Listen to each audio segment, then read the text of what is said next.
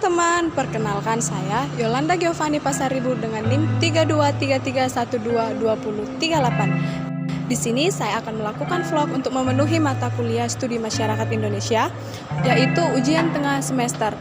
Baik teman-teman, judul yang saya pilih yaitu Kantor Pos Medan dari Pusat Layanan Klasik ke Ruang Interaksi Masyarakat Modern.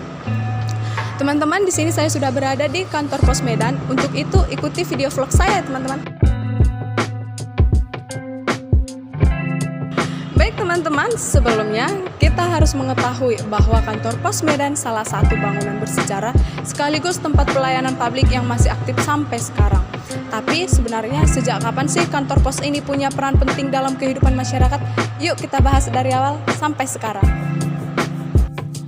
Oke teman-teman, kita akan membahas bahwa kantor pos Medan mulai berkembang pada masa kolonial Belanda sekitar abad ke-19 hingga ke-20.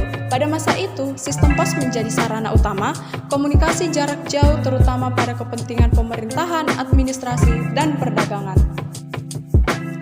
Kota Medan yang berkembang pesat karena perkebunan tembakau Delhi membutuhkan sistem komunikasi yang cepat dan terorganisir. Oleh karena itu, kantor pos menjadi salah satu fasilitas penting untuk menghubungkan Medan dengan daerah lainnya, bahkan hingga ke luar negeri.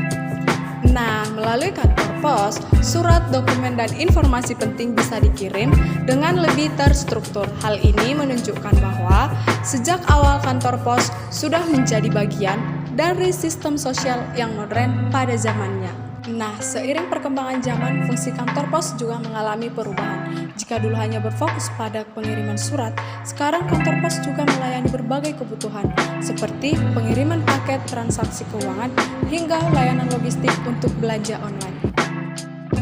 Perubahan ini menunjukkan bagaimana masyarakat mulai bergerak menuju pola hidup yang lebih modern, di mana teknologi dan efisien menjadi hal yang utama.